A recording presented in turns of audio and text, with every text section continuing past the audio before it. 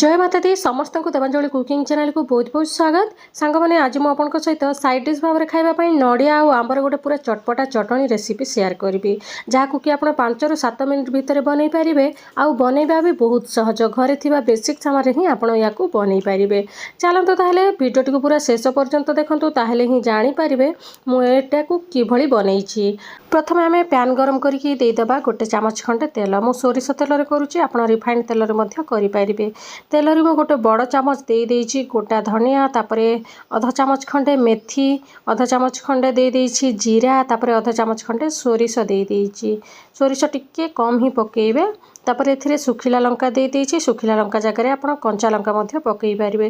तापर एथिरे 5 ରୁ 6 कला खंडे रसुण दे देइछि आउ याकु टिके समय भाजी नबा टिके नाली पड़ी आसीबो ताहेले ही जाईकी फ्लेवरटा बहुत भलो दबो। तापर बहुत सारा मु एथिरे भृसंग पत्र नै जाईछि भृसंग पत्र देले बासना सांग को स्वाद मध्य बढ़ई देई थाए देह पई भी बहुत भलो सेति पई टिके भृसंग पत्र देकी आमे किछि समय भाजी नबा जेहेतु भृसंग पत्रटा टिके कंचालिया थाए टिके भाजी देले तार फ्लेवरटा आहुरी भलो आसी थाए।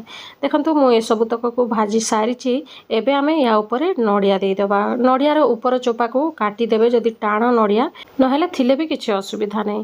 तापर मु फ्लेम को ऑफ कर देलेनी एबे मु एथिरे आंबो दे देइछि आउ अल्प टिके आमे एथिरे लूण देदेबा माने स्वाद अनुसार लूण देबे जदि आपण चाहिबे एथिरे गुड़ मध्य देई पारिबे मु एमती पूरा लूणिया आउ खटा वाला करूछि सेति पई एमती ही रखिछि गुड़ देइनी। तापर मु याकू भल भाबरे बाटी नेछि एमती नॉर्मल भी खाई पारिबे किंतु छुंक देले आउरी भल लागे त सेति पई मु अल्प टिके तेल गरम करी नेछि तेल रे बस टिके हेंगु आमे पकई दबा चटणीर स्वाद को पूरा दुई गुणित कर दबो। किछि समय हेंगु टिके भाजी आसिले तेल रे आमे दे दबा एथिरे सेई बटा आंब चटणी को देखंतु देकी आमे किछि समय एमती गोळै नबा एबे आमर चटणीटा पूरा पूरी रेडी हो गला। या आपण ठंडा कर खाई पारे गरम गरम भी खाई पारे बहुत भल लगी थाए। वीडियोटी जदि भल लगे वीडियोटी को लाइक करदे चैनल जदि नुआ अच्छा चैनल टी को सब्सक्राइब करने जमार भूलें। देखा हम नेक्स्ट वीडियो रे आ गोटे नुआ गोटे टेस्टी रेसिपी सहित वीडियोटी शेष पर्यंत देखि बहुत बहुत धन्यवाद।